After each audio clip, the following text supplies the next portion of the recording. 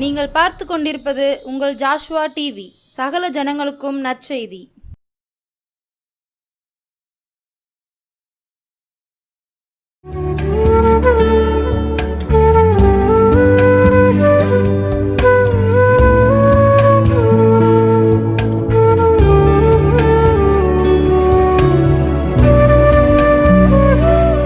ஆண்டவராய் இயேசு கிறிஸ்துவின் நாமத்தினாலே உங்கள் யாவருக்கும் அன்பின் வாழ்த்துக்களை நன்றிகளையும் தெரிவிக்கிறேன். ஜோஷுவா டிவி நேயர்களாகி உங்கள் ஒவ்வொருவரையும் கர்த்தர் அளவில்லாமல் ஆசீர்வதிப்பாராக. இந்த நாளிலும் தேவன் நம்மோடு பேசும்படியாய் நம் ஆண்டுடைய முகத்தை நோக்கி பார்ப்போம். எங்கள் அன்பின் பரலோக பிதாவே, நன்றியோடு நாங்கள் ஸ்தோத்திரிக்கிறோம். அப்பா, உம்முடைய பரிசுத்த வார்த்தைகள் மூலமாக என்னோடும் எங்களோடு நீ பேசுவீராக. அடியாளை மறைத்து நீ வெளிப்படும்படியாக ஜெபிக்கிறோம். இந்த வார்த்தைகள் மூலமாய் தொடர்ந்து கர்த்தருடைய ஆவியான எங்களுக்குள்ளே நீ கிரியைகளை செய்து ஐயா மகிமையான காரியங்களை செய்யும்படியாக நாங்கள் ஜெபிக்கிறோம். நீ அப்படி செய்ய போறதுக்காக ஸ்தோத்திரம். இயேசுவின் நாமத்தில் பிதாவே, ஆமேன். இந்த நாளிலும் கர்த்தர் நம்மோடு பேசும்படியாக கொடுத்தவுடைய வார்த்தை பிலிப்பியரின் புஸ்தகம் 4ஆம் அதிகாரம் 19வது வசனம். என் தேவன் தம்முடைய ஐஸ்வர்யத்தின்படி உங்கள் குறைவையெல்லாம் கிறிஸ்து இயேசுவுக்குள் மகிமையிலே நிறைவாக்குவார். இந்த நாளில் செய்தியுடைய தலைப்பு குறைவையெல்லாம் நிறைவாக்குகிற நம் கர்த்தர் குறைவை எல்லாம் நிறைவாக்குகிறவர். எப்படி? தம்முடைய ஐஸ்வர்யத்தின்படி. அவர் சகல வளங்களும் நிறைந்த ஐஸ்வர்ய சம்பன்னர். அவர் தம்முடைய ஐஸ்வர்யத்தின்படி கிறிஸ்து இயேசுவுக்குள்ளாக, இயேசுவை வைத்துத்தான், நம்முடைய ஆண்டவராகிய கிறிஸ்துவை வைத்துத்தான் நம்முடைய குறைவுகள் எல்லாம் நிறைவாக்கப்படுகிறது. ஏனென்றால் நமக்காக, நம்முடைய வாழ்க்கையின் ஆசீர்வாதத்துக்காக, மீட்பிற்காக, மேன்மைக்காக, விடுதலைக்காக என்று தன் ஜீவனையே கொடுத்த ஆண்டவர். அதனால் இயேசுவை அல்லாமல் எந்த ஒரு ஆசீர்வாதத்தையும் நம்ம பெற்றுக்கொள்ள முடியாது. அப்போ ஆண்டவர் தான் சொல்கிறார், கிறிஸ்து இயேசுவுக்குள் நம்முடைய குறைவை எல்லாம் அவர் மகிமையிலே நிறைவாக்குவார். அப்போ நம்முடைய குறைவையெல்லாம் நிறைவாக்குகிற கர்த்தர் நம் தேவன். ஹல்லேலூயா. இந்த நாளில் கூட நம்முடைய வாழ்க்கையில், ஆவிக்குரிய வாழ்க்கையில், சரீர பிரகாரமான நம்முடைய உலக வாழ்க்கையில் என்னென்ன குறைவுகள் இருந்தாலும் எல்லா குறைவுகளையும் நிறைவாக்க நம் தேவன் வல்லமை உள்ளவராய், போதுமானவராய், நம்மேல் கரிசனை உள்ள தேவனாய் இருக்கிறார். அப்போ ஆண்டவர் இந்த நாளில் நம்முடைய குறைவுன்னு சொல்லும் போது எப்படிப்பட்ட குறைவெல்லாம் அவர் நிறைவாக்குகிறார் என்று நம்ம ஆண்டுடைய வசனத்தின் மூலமாக நம்ம தியானிக்க போகிறோம். முதலாவது பார்த்திங்கன்னா, நம்முடைய குறைவு என்று சொல்லும்போது உலக பிரகாரமான குறைவுகள் மாத்திரம் அல்ல, தேவனுக்கும் நமக்கும் இடையில் இருக்கிற அந்த உறவு, அந்த ஆவிக்குரிய வாழ்க்கை, அதில் இருக்கிற குறைவையும் கூட ஆண்டவர் நிறைவாக்குகிற தேவனாய் இருக்கிறார். ஹல்லேலூயா. வெளிப்படுத்தின விசேஷம் 2ஆம் அதிகாரம் 4ஆம் வசனத்தில் ஆண்டவர் சொல்லுகிறார், எபேசு சபையை பார்த்து சொல்லுகிறார். வெளிப்படுத்தின விசேஷம் 2ஆம் அதிகாரம் 4ஆம் வசனத்தில், ஆனாலும் நீ ஆதியில் கொண்டிருந்த அன்பை விட்டாய் என்று உன் பேரில் எனக்கு குறை உண்டு. நாம் ஏற்கனவே இந்த வசனங்கள் எல்லாம் தியானித்திருக்கிறோம். ஆண்டவர் சொல்கிறாரு, அந்த ஆதியில் கொண்டிருந்த அன்பை விட்டாய் என்று நம்ம மேலே, ஆண்டவரோடு உள்ள உறவில் தேவனுக்கு ஒரு குறை உண்டு என்று சொன்னார் அல்லவா? அந்த குறையை கூட, அந்த குறைவை நம்முடைய வாழ்க்கையில் நிறைவாக்குகிற கர்த்தர் அவர். ஹல்லேலூயா. ஒருவேளை நீங்கள் நினைக்கலாம், ஐயோ அந்த ஆதி இருந்த அன்பு என்று சொல்லுகிற என்னுடைய அந்த முதல் தேவனோடு தொடங்கின அந்த ஆரம்ப வாழ்க்கையின் அப்படிப்பட்ட இதுக்குள்ளே என்னால் திரும்ப முடியலையே, அந்த குறையை என்னால் சரிப்படுத்தவே முடியலையே அப்படின்னு நீங்கள் நினைக்கலாம். ஆனால் ஆண்டவர் சொல்லுகிறார், உங்களை அந்த இடத்துல, நீங்கள் எந்த இடத்துல அந்த தவறை நீங்கள் செய்தீங்கன்னு சொல்லி உணர்ந்து, அதாவது அந்த வசனத்தில் சொல்லியிருக்கல, நீ இன்ன நிலைமையிலிருந்து விழுந்தா என்பதை நினைத்து மனம் திரும்பி ஆதியில் செய்த கிரியைகளை செய்வாயாக. ஆண்டவர் சொல்கிறாரு, நீங்கள் எந்த இடத்துலேருந்து அந்த அன்பில் குறைவு பட்டீங்க அப்படின்னு சொல்லி ஆண்டவர் உங்களுக்கு உணர்த்துகிறாரோ, அந்த இடத்தை மனப்பூர்வமாய் நீங்கள் தேவனிடத்தில் அர்ப்பணித்து மனம் திரும்பி ஆண்டவரிடத்தில் வந்துவிட்டால் கர்த்தர் சொல்லுகிறார், அந்த குறைவை நம்முடைய வாழ்க்கையில் இயேசு நிறைவாக்கி விடுவார். ஹல்லேலூயா. ஏன்னா ஆண்டவர் முதலாவது பாருங்கள், நம்முடைய ஆவிக்குரிய வாழ்க்கை, அவரோடு இருக்கிற அந்த உறவை சரிப்படுத்தத்தான் இயேசு மனிதனாய் வந்தார். மனிதர்களாகி நம்ம உண்டாக்கப்பட்ட பின்பு பாவம் செய்ததுனாலே எல்லாரும் தேவ மகிமை இழந்து போனோம். நாம் ஆண்டவராகிய தேவனை விட்டு நாம் பிரிக்கப்பட்டோம். அதனால தான் ஆண்டவர் மறுபடியும் அவரோடு உள்ள உறவிலே நம்மை ஐக்கியப்படுத்துவதற்குத்தான் தம்முடைய குமாரனாகி இயேசுவை அனுப்பினார். அவர் தன்னுடைய இரத்தத்தை சிந்தினார். இது நம்ம எல்லாருக்கும் தெரியும்.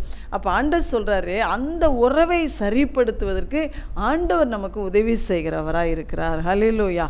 ஒருவேளை நாம் அர்ப்பணிக்க வேண்டிய வேலை நம்ம வேலை. இந்த காரியத்தில் இந்த இடத்துல நான் உண்மையிலே இப்படி தான் ஆண்டவரை இருக்கிறேன் என்று மனம் திரும்பி நம்மை அர்ப்பணிக்க வேண்டியது நம்முடைய காரியம். ஆனால் கர்த்தர் சொல்கிறார், அந்த குறைவை, அந்த வீழ்ச்சியை உனக்குள்ளே நான் சரிப்படுத்தி அதை நிறைவாக்கி உன்னை மீண்டுமாய் எனக்காக நான் பிரகாசிக்க செய்வேன் என்று சொல்லுகிறார். ஹல்லேலூயா. அடுத்து பார்த்தீங்கன்னா, இன்னும் வெளிப்படுத்தின விசேஷத்தில் லூக்கா எழுதின சுவிசேஷம் 18ஆம் அதிகாரம் 22ஆம் வசனத்தில் ஆண்டவர் ஒரு மனிதனை குறித்து ஆண்டவர் அந்த இடத்துல பேசுகிறார். லூக்கா 18:22 சொல்லப்பட்டிருக்கு, ஒரு தலைவன் ஒருவன் ஆண்டவரிடத்தில் வந்து, போதகரே, நான் நித்திய ஜீவனை சுதந்தரித்துக் கொள்வதற்கு என்ன செய்யணும் நல்ல போதகரே அப்படின்னு சொல்லுவான். அப்போ ஆண்டவர் சொல்கிறாரு, நீ கற்பனைகள் எல்லாம் அறிந்து வைத்திருக்கிறாயே அப்படின்னு சொல்கிறார். விபச்சாரம் செய்யாதிருப்பாயாக, களவு செய்யாதிருப்பாயாக, பொய் சாட்சி சொல்லாதிருப்பாயாக, இந்த கற்பனைகளெல்லாம் அந்த மனிதன் நன்றாய் அறிந்து வைத்திருந்தான். அப்போ ஆண்டவர் சொன்னார், ஆண்டவர் இந்த கற்பனைகள்லாம் உனக்கு தெரியும் தானே அப்படின்னு கேட்டார். அவன் சொன்னான், ஆண்டவரே, என் சிறு வயது முதல் இந்த கற்பனைகளை நான் கை கொண்டிருக்கிறேன். அப்போ இயேசு அதை கேட்டு 22ஆம் வசனத்தில், இன்னும் உன்னிடத்தில் ஒரு குறைவு உண்டு, உனக்கு உண்டானவைகள் எல்லாவற்றையும் விற்று நீ தரித்திரருக்கு கொடு, அப்பொழுதே பரலோகத்தில் உனக்கு பொக்கிஷம் உண்டாயிருக்கும், பின்பு என்னை பின்பற்றி வா என்றார். ஆண்டவர் அந்த மனிதனை பார்த்து சொன்னார், எல்லா கற்பனைகளையும் கை கொண்டிருக்கிற உண்மைதான், ஆனால் இன்னும் வந்துட்டு ஒரு குறைவு இருக்குது. நீ என்னை பின்பற்றி வருவதற்கு உன்னிடத்தில் ஒரு தடை இருக்குன்னு ஆண்டவர் சொன்னார். அந்த தலைவன், அந்த மனிதன் மிகுந்த ஐஸ்வர்யம் உள்ளவன் என்று வேதம் சொல்லுகிறது. அப்போ ஆண்டவர் சொல்கிறார், உனக்கு உண்டாயிருக்கிற எல்லாவற்றையும் விற்று நீ தரித்திரருக்கு அதை கொடுத்துரு, அப்பொழுது உனக்கு பரலோகத்தில் மிகுந்த பொக்கிஷம் உனக்கு உண்டாயிருக்கும், பின்பு என்னை பின்பற்றி வா என்று சொன்னார். ஆனால் அதை கேட்ட அந்த மனிதனோ மிகுந்த ஐஸ்வர்யம் உள்ளவனாக இருந்தபடினாலே ரொம்ப துக்கத்தோடு அந்த இடத்த விட்டு போயிட்டான். ஒருவேளை அவன் மனம் திரும்பினதாக அந்த இடத்துல தெரியலை. அப்போ ஆண்டவர் இன்னைக்கு சொல்கிற, அந்த மனிதனுக்கு ஐஸ்வர்யம், அந்த ஐஸ்வர்யத்தின் மேல் இருந்த பற்று, அந்த ஐஸ்வர்யத்தின் மேல் இருந்த அவனுடைய நம்பிக்கை ஆண்டவரை பின்பற்றி வருவதற்கு ஒரு பெரிய தடையாக இருந்தது. அவன் கற்பனைகளெல்லாம் கை கொண்டிருந்தான். 10 கற்பனைகள், அந்த நியாயப்பிரமாண காலத்தில் அந்த 10 கற்பனைகள் ரொம்ப விசேஷமானது. அந்த 10 கற்பனைகளை சிறு வயதிலிருந்து அவன் கை கொண்டிருந்தாலும் தேவனை அவன் உண்மையாய் பின்பற்றி வருவதற்கு, அந்த பரலோகத்தை சுதந்தரிப்பதற்கு அவனுக்கு ஐஸ்வர்யம் ஒரு தடையாக இருந்தது. உலகத்தில் நமக்கு ஐஸ்வர்யம் தேவை தான், ஆனால் நம்மளோட நம்பிக்கை அந்த ஐஸ்வர்யத்தின் மேலும், நம்முடைய பற்றுதல் அந்த ஐஸ்வர்யத்தின் மேலும் இருக்கும் என்றால் நம்ம ஆண்டவரை பின்பற்றி செல்ல முடியாது. அதே போல் தான் ஆண்டவர் சொல்கிறார், இன்றைக்கி நம்ம இயேசுவை பின்பற்றி வருவதற்கு நம்மளோட வாழ்க்கையில் எது தடையாக இருந்தாலும் அந்த தடைகளை நம்மை விட்டு நம்ம அகற்றிவிட வேண்டும். இல்லாவிட்டால் அது தேவனுடைய பார்வையில் ஒரு குறைவாகத்தான் இருக்கும். நம் தேவ ராஜ்யத்தை சுதந்திரிக்க முடியாது. அப்போ ஆண்டவர் சொல்கிறார், உங்களுடைய வாழ்க்கையில் என்னை பின்பற்றி வருவதற்கு எந்த குறைவு இருந்தாலும், ஒருவேளை பொருளாசையாக இருக்கலாம், பண ஆசையாக இருக்கலாம், சில உலகத்தின் காரியங்களாக இருக்கலாம், எது வேண்டுமானாலும் இருக்கலாம், அது மேலே உங்களுக்கு ஒரு பற்றுதல் இருந்து கொண்டே இருக்கும். ஆனால் ஆண்டவர் சொல்லுகிறார், அதை உங்களை விட்டு நீங்கள் அகற்றி விட்டு என்னை பின்பற்றி வருவீர்கள் என்றால் உங்கள் குறைவை நிறைவாக்கி தேவனுடைய ராஜ்யத்தை சுதந்தரிப்பதற்கு ஆண்டவர் நமக்கு உதவி செய்வார். ஹல்லேலூயா. அப்போ இப்படிப்பட்ட குறைவுகளையும் கூட, அது என்ன குறைவாக உங்கள் வாழ்க்கையில் இருந்தாலும் கர்த்தர் சொல்கிறார், அதை நிறைவாக்க நம்ம ஆண்டவர் நமக்கு உதவி செய்வார். என்னால் முடியலையே, நம்மளால முடியாது, ஆனால் கர்த்தரால் முடியும். அதுதான் பின்னாலேயே சொல்கிறார் ஆண்டவர், மனுஷரால் கூடாதவைகள் தேவனால் கூடும் என்று சொல்கிறார். மனுஷராகி நம்மளால் சில பலவீனங்களை மாற்ற முடியாது, சில குறைவுகளை சரிப்படுத்த நம்மளால் முடியாது. ஆனால் நாம் மனஸ்தாபப்பட்டு ஆண்டவரிடத்தில் வந்துவிட்டால், அதை ஒத்துக்கொண்டு அர்ப்பணித்து விட்டால் கர்த்தர் சொல்கிறார், உன் குறைவை நிறைவாக்கி உன்னை நான் ஆசீர்வதிக்கிறவராக இருக்கிறேன். ஹல்லேலூயா. இன்னும் பார்த்தீங்கன்னா 1 கொரிந்தியர் 13ஆம் அதிகாரத்தில் நம்முடைய சுவாபங்களில் இருக்கிற குறைவையும் கூட ஆண்டவர் நிறைவாக்குற தேவனாக இருக்கிறார். 1 கொரிந்தியர் 13:10 சொல்லியிருக்கிறார், நிறைவானது வரும்போது குறைவானது ஒளிந்து போம் அப்படின்னு சொல்கிறார். நம்ம பிறக்கும் போதே நம்ம தாய் நம்மை பாவத்தில் தான் கர்ப்பந்தரித்தார்கள். நமக்குள்ள நிறைய ஜென்ம சுபாவங்கள் உண்டு, மாம்சீகமான சுபாவங்கள் உண்டு. அந்த மாம்சீகமான சுபாவத்தை மாற்ற நம்மால முடியாது. ஆனால் ஆண்டவருடைய பரிசுத்த ஆவியின் மூலமாய் தேவனுடைய அன்பு நமக்குள் ஊற்றப்படும் என்றால் அந்த சுபாவங்களை மாற்றி இயேசுவின் சுவாபங்களை நாம் தரித்து கொள்ள முடியும். ஹல்லேலூயா. அப்போ அதுதான் ஆண்டவர் சொல்கிறாரு, உங்கள் சுவாபங்களில் காணப்படுற குறைவை கூட நான் நிறைவாக்குவேன் என்று கர்த்தர் நமக்கு வாக்கு கொடுக்கிறார். ஹல்லேலூயா. நம்ம நிறைய நேரம் நினைக்கிறோம், ஐயோ எனக்குள்ளே இந்த கோபத்தை என்னால் மாற்றவே முடியல, கெட்ட வார்த்தையை பேசுகிறத என்னால் மாற்ற முடியல, பொய்யை என்னால் மாற்றவே முடியல, இந்த பொல்லாத சிந்தனை என்னால் மாற்றவே முடியல அப்படின்னு நம்ம வருத்தப்படலாம். ஆனால் ஆண்டவர் சொல்லுகிறார், நிறைவானது வரும்போது குறைவானது ஒழிந்து போம். நம்ம எல்லா காரியத்துக்கும் அவர்கிட்ட தான் வந்து நிற்கணும். ஏன்னா நிறைவானவர் அவர் தான், எல்லாவற்றிலும் ஐஸ்வர்யமுள்ள தேவன் அவர் தான். நம்மை சகல காரியத்திலும் நம்முடைய குறைவை நிறைவாக்குகிற கர்த்தர் அவர் ஒருவர் தான். அப்போ ஆண்டவர் சொல்றாரு, நிறைவானது வரும்போது, நிறைவானது என்னது? இயேசுவின் அன்பு. இயேசு அன்பிலே பூரணம் உள்ளவர், அன்பிலே அவர் ஐஸ்வர்யம் உள்ள தேவன். அவருடைய அன்பின் அவருடைய அன்பு நமக்குள்ளே ஊற்றப்படும் என்றால் அந்த அதிகாரத்தில் சொல்லப்பட்டிருக்கிறபடி அன்பின் சுபாவங்கள் நமக்குள்ளாக வெளிப்படும். ஹல்லேலூயா. அப்போ ஆண்டவர் இன்னைக்கு சொல்கிறார், உங்களுடைய சுபாவங்களில் இருக்கிற குறைவை நான் நிறைவாக்குகிறவராக இருக்கிறேன். ஹல்லேலூயா. நம்ம ஆண்டுடைய கரத்தில் நம்ம ஒப்பு கொடுப்போம். ஆண்டவரே, உம்முடைய அன்பு என்னை பரிபூர்ணமாய் நிரப்பட்டும்னு கேட்போம். அவருடைய அன்பு நம்மை நிரப்பும் போது பாருங்கள், 4ஆம் வசனத்திலேருந்து சொல்லியிருக்கேன், நீடிய சாந்தமும் தயவுமுள்ள அவருடைய அன்பு, பொறாமை இல்லாமல், தன்னை புகழாமல், இருமாப்பாயிராமல், அயோக்கியமானதை செய்யாமல், தற்பொழிவை நாடாமல், சினமடையாமல், தீங்கு நினைக்காமல், அநியாயத்தில் சந்தோஷப்படாமல், சத்தியத்தில் சந்தோஷப்படுகிற, சகலத்தையும் தாங்குகிற, சகலத்தையும் நம்புகிற, சகலத்தையும் விசுவாசிக்கிற, சகிக்கிற அந்த தேவ அன்பு, நிறைவான அந்த இயேசுவின் அன்பு நமக்குள் வரும்போது நம்முடைய சுபாவ குறைவுகளை எல்லாம் கர்த்தர் ஒழித்து போடுகிறார். ஹல்லேலூயா. அதான் ஆண்டவர் சொல்றாரு, அன்பு ஒரு நாளும் ஒழியாது, ஒரு காலும் ஒழியாது. எல்லாம் அந்த உலகத்தில் தீர்க்க தரிசனங்கள் எல்லாம் கூட ஒழிஞ்சு போயிருமா. ஆனால் கர்த்தர் சொல்றார், நிறைவான அந்த இயேசுவின் அன்போ ஒரு நாளும் ஒழியாது. இந்த வசனத்தை கேட்டுக்கொண்டிருக்கிற நம்ம ஒவ்வொருவரும் கூட நிறைவுள்ளவங்களாக வாழணும்னு ஆண்டவர் விரும்புகிறார்.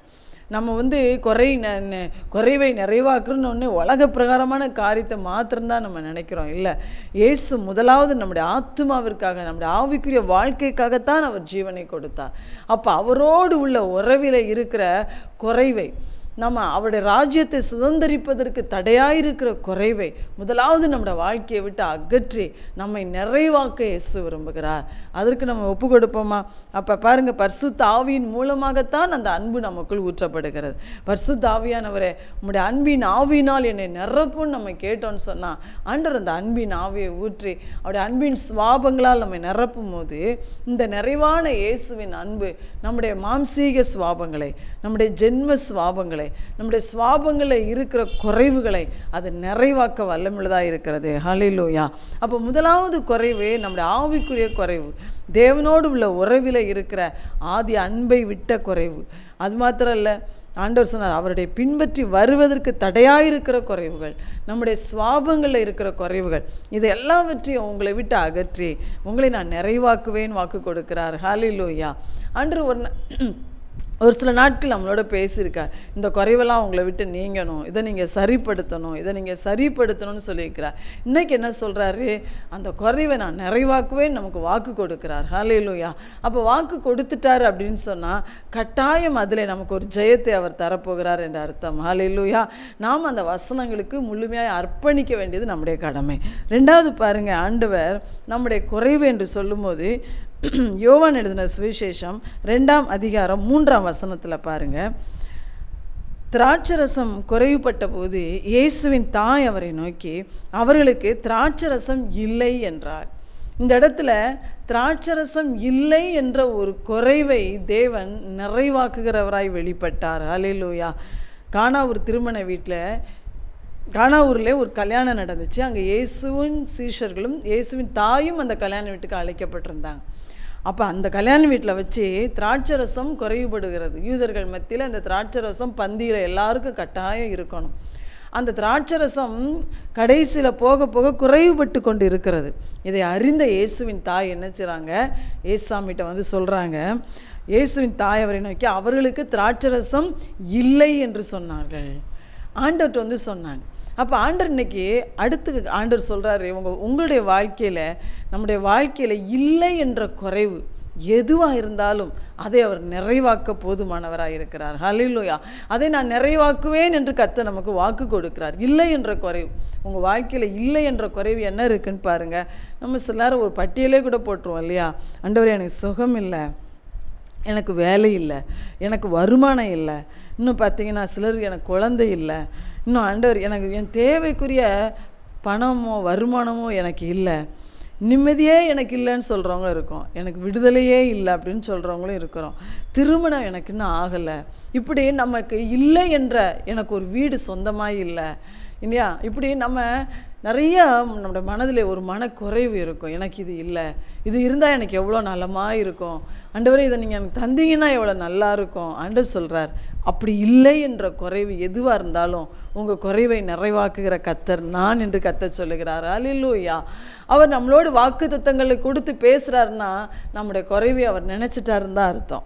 நம்முடைய குறைவை அவர் கட்டாயம் நினைத்து அதை அந்த குறைவை சரியாக்க போகிறார் என்று தான் அர்த்தம். அப்போ தான் தேவனுடைய வாக்குத்தத்தத்தின் வார்த்தைகள் நமக்கு கடந்து வரும். அப்போ இன்னைக்கு ஆண்டு சொல்கிறாரு, உங்கள் வாழ்க்கையில் இல்லை என்ற குறைவு எது இருந்தாலும் நீங்கள் கவலைப்படாதீங்க, இயேசுவிடத்தில் நீங்கள் சொல்லிக்கொண்டே இருங்க அந்த காரியங்களே.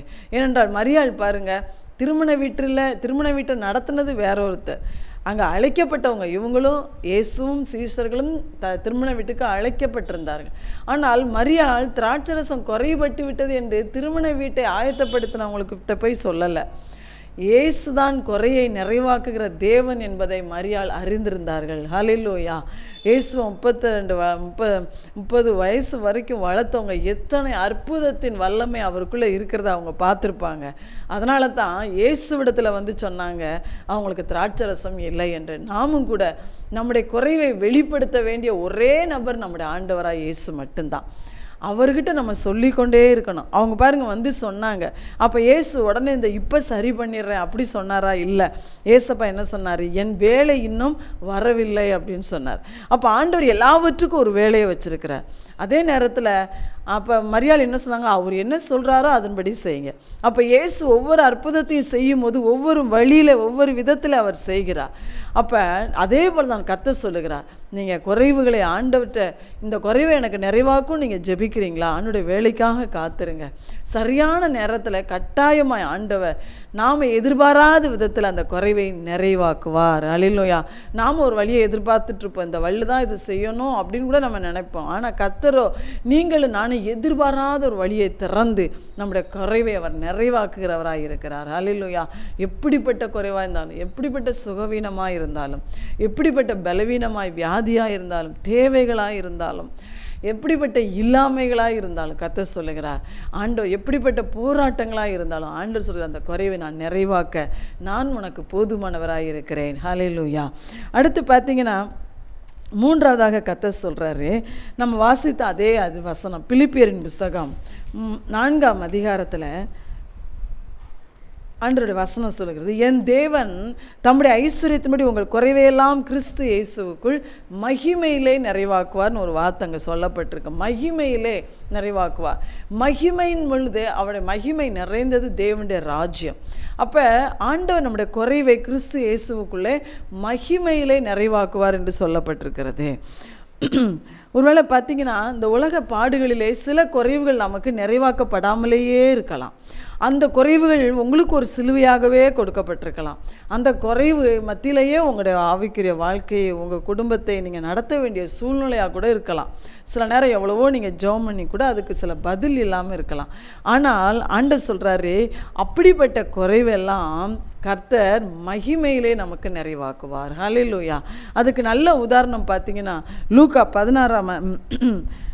16ஆம் அதிகாரம் 20-21 வசனத்தில் லாசர் ஐஸ்வர்யவான் ஓமை சொல்லப்பட்டிருக்கு. லாசர் இந்த உலகத்தில் இருந்த வரைக்கும் தரித்திரனாகத்தான் இருந்தார்.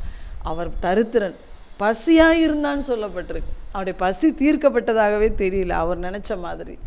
அந்த மேஜையிலேருந்து ஐஸ்வர்யவான் மேஜையிலேருந்து வர்ற துணிக்கு சாப்பிட்றதுக்கு அவர் ஆசையாக இருந்தார். அது கூட அவருக்கு சரியாக கிடைக்கல. அவர் ஒரு கர்த்தருடைய பிள்ளை. அவர் உடம்புல பருக்கள் இருந்தது. அப்போ ஏதோ அது வியாதி இல்லையா, வியாதியால் இருந்தார். நாய் வந்து அந்த பருக்களை நக்குகிறது. அப்போ சரியான ஒரு வீடு வசதி இல்லை, சரியான ஆகாரம் இல்லை, ஏதோ அது ஒரு குறைவோடு தான் அந்த மனிதன் வாழ்ந்தார். ஆனால் அவர் மரித்த பின்பு தேவனுடைய ராஜ்யத்துக்குள் கடந்து போனார். ஹல்லேலூயா.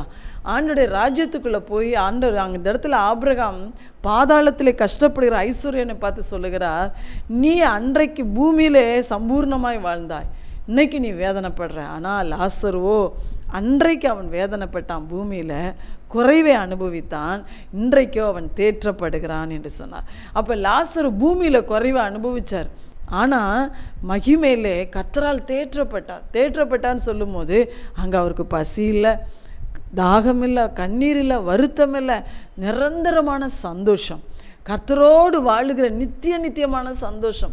அது இந்த பூமியில் வாழ்ந்த அந்த குறைவின் வாழ்க்கைக்கு ஒப்பானதாகவே அல்ல. வசனம் அப்படி தான் சொல்லுது, இக்காலத்து பாடுகள் இனி வெளிப்படும் மகிமைக்கு ஒப்பிடத்தக்கவையே அல்லன்னு சொல்லப்பட்டு. ஒரு வேளை இந்த உலகத்தில் உங்களுக்குன்னு சில பாடுகள் நியமிக்கப்பட்டு அது எப்பொழுதுமே ஒரு சிலுவையாகவே நீங்கள் சுமக்க வேண்டியதாக இருக்கலாம். ஆனால் இயேசு சொல்கிறார், நீங்கள் மனம் தளர்ந்துடாதீங்க. பவுலப்போஸ்தலன் என்ன சொல்கிறார், என் நிலைமையிலும் நான் மனரம்யமாக இருக்க கற்றுக்கொண்டேன்.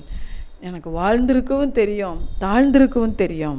நான் எவ்விடத்திலும் எல்லாவற்றிலும் திருப்தியாக இருக்கவும், பட்டினியாக இருக்கவும், பரிபூர்ணமடையவும், குறைவுபடவும் நான் போதிக்கப்பட்டேன். அவர் சொல்கிறார், குறைவையும் எனக்கு சமாளிக்க தெரியும், என்னால் வாழ்ந்திருக்கவும் முடியும், தாழ்ந்திருக்கவும் முடியும். அப்படி நான் எல்லா சூழ்நிலையிலும் மனரம்யமாயிட்டு இருக்க கற்றுக்கொண்டேன். இயேசு சொல்லுகிறார், உங்களுக்கு கொடுக்கப்பட்ட அந்த வாழ்க்கையில் மனரம்யமாக இருக்க கற்றுக்கொள்ளுங்க. எனக்கு இப்படி இல்லையே, எல்லாருக்கும் அது இருக்குதே, எனக்கு மாத்திரம்தானே இல்லைன்னு சொல்லி வாழ்க்கையில் குறைவுபட்டு மனம் சலித்து போய் உங்களையே நொந்து கொண்டு உங்களை குறுக்கிக்கிடாதீங்க. உங்கள் வாழ்க்கையை ஆண்டவர் சொல்லுகிறார், நீ அதுலேயும் ஸ்தோத்திரம் பண்ணி மனரம்யமாயிரு, கர்த்தர் மகிமையிலே உனக்கு அதை குறைவை நிறைவாக்குவார்னு சொல்கிறார். அப்போஸ்தலர் எபிரேயரின் புத்தகம் 11 அதிகாரத்தில் நீங்கள் எடுத்து வாசித்து பார்த்தீங்கன்னா, பழைய ஏற்பாட்டு பக்தர்கள் விசுவாசத்தினாலே அவங்க வாழ்க்கையை நடத்தினாங்க. அதில் ஒரு வசனம் போடப்பட்டிருக்கு, எபிரேயரின் புத்தகம் 11:37, விசுவாசத்தினாலே அவர்கள் இந்த உலகத்திலே குறைவை அனுபவித்தார்கள், உபத்திரவத்தை அனுபவித்தார்கள், துன்பத்தை அனுபவித்தார்கள். உலகம் அவங்களுக்கு பாத்திரமாகவே இல்லை. அப்போ அவங்களுக்கு ஏன் இந்த உலகத்து மேலே அவங்களுக்கு கண்ணே இல்லை, பரம தேசத்தை தான் விரும்புகிறாங்க. அதான் நம்ம பாடுறோம், காண்கின்ற உலகத்தை அல்ல, காணாத பரலோகத்தை அவர்கள் நாடி தேடினார்கள். அதனால் அந்த குறைவு அவங்களுக்கு ஒரு பெருசாகவே தெரில. நீங்களும் நானும் அது சீக்கிரத்தில் வரப்போகிற இயேசுவின் வருகையை நம்ம சந்திக்க போகிறோம். நமக்கென்று ஒரு நித்திய பரலோகத்தை தேவன் வைத்திருக்கிறார். இந்த உலகத்தின் பாடுகளை குறைவுகளை நினைத்து நம்ம துக்கப்பட்டு வேதனைப்பட்டு நம்ம வாழ்க்கையை முடைக்கிறக்கூடாது. இயேசு சொல்லுகிறார், இதுலேயும் மனரம்யமாயிட்டு இருக்க கற்றுக்கொள், இக்காலத்து பாடி இனி வெளிப்படும் மகிமைக்கு ஒப்பிடத்தக்கவதே அல்ல. ஆண்டவர் சொல்ற அந்த பரலோக ராஜ்யத்தில் உன் குறைவு எல்லாம் சம்பூர்ணமாய் நிறைவாக்கப்படும் சொல்கிறாரு. அல்லேலூயா.